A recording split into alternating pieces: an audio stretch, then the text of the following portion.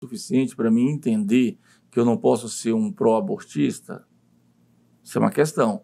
A Bíblia, ela é suficiente para me dar uma cosmovisão bíblica que seja capaz de me fazer ver, ter uma visão clara de Deus, da vida, dos homens, das pessoas, das coisas. Essa Bíblia é suficiente para me dar essa maneira de enxergar a realidade concreta?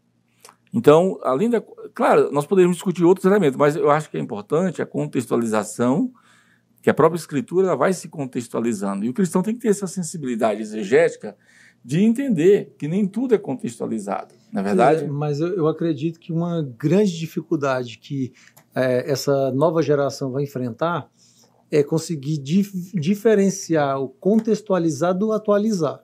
Porque eles começam a olhar para as escrituras a partir da visão que eles têm, da cosmovisão que eles têm, usando talvez as suas lentes sociais. Lentes sociais, e querer que a Bíblia traga uma resposta dentro da sua perspectiva, né? Digamos assim, as questões hoje socialistas. Ele vai olhar para a Bíblia... Libertárias, libertacionistas. Então, se a minha visão, se ele quer que a visão dele seja respaldada, seja chancelada pela Bíblia, lógico que vai continuar o que está acontecendo. Enquanto o caminho correto seria o quê?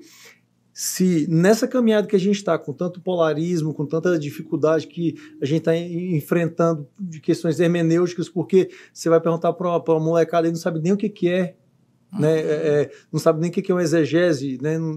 Fazer exegese de um texto, não sabe, tem dificuldade para interpretar um texto. Então, se eles não entenderem, se nós não entendemos que eu chego até ela, e a partir do momento que eu chego até ela, é ela que vai imprimir em mim a verdade dela, a gente vai continuar levando até a Bíblia a nossa realidade, querendo que ela chancele aquilo que a gente acredita. Então, mas aí é um problema hermenêutico, novamente. Gabriel e Marcos, sabe por quê? Nós temos uma visão da Bíblia, nós chamamos isso de cosmovisão, na verdade. Então, a nossa teologia, com os nossos pressupostos, nos deu essa nossa cosmovisão. Eu acho que isso é suficiente. Agora, a partir do ponto em que eu adoto, por exemplo, uma visão libertacionista. Então, eu vou ler as escrituras do ponto de vista de uma teologia libertária, eu vou ler as escrituras de um ponto de vista de uma teologia integracionista, eu vou ler as escrituras de um ponto de vista inclusivista. Então, existe N leituras, N possibilidades hermenêuticas, e eu acho que nenhuma delas é a maneira correta de lermos, de enxergarmos. É conveniente, não é correta. É conveniente. Por exemplo, o mesmo pastor que propõe atualizar a Bíblia, você observa que a abordagem dele é um misto de Bíblia, mas com uma dose muito forte, superando a própria Escritura, uma dose de direitos fundamentais do ser humano. Então, eu não preciso interpretar a Bíblia do ponto de vista dos direitos fundamentais do ser humano. Mas eu preciso interpretar os direitos fundamentais do ser humano a partir da cosmovisão bíblica. Então, eles pegam um viés enviesado, vamos dizer assim, desculpe o pleonasmo, né? Então, eles pegam um viés atravessado. Então, olha, por exemplo, eu disse-lhes no começo que eu admiro muito as perspectivas teológicas, os teóricos. A pessoa que mais mexeu comigo na teologia foi o John Wesley. Uma outra também foi João Calvino. Porque o Calvino, o que ele fazia? Ele ensinava na igreja sobre direito, sobre artes, sobre música, sobre sociedade, sobre ética, sobre justiça social, sobre Bíblia, sobre milagres. Calvino ensinava todas as coisas na sua igreja em Genebra apenas utilizando as escrituras. Então, por exemplo, eu sou licenciado em pedagogia e em história. E eu estudei pedagogia e história, de maneira geral, no processo de segunda graduação, para entender mais um pouco da complexidade das convergências dos saberes, né? Mas, mesmo assim, esses ensinos, apesar, eles são complementares, sim, são importantes, sim, eu os recomendo.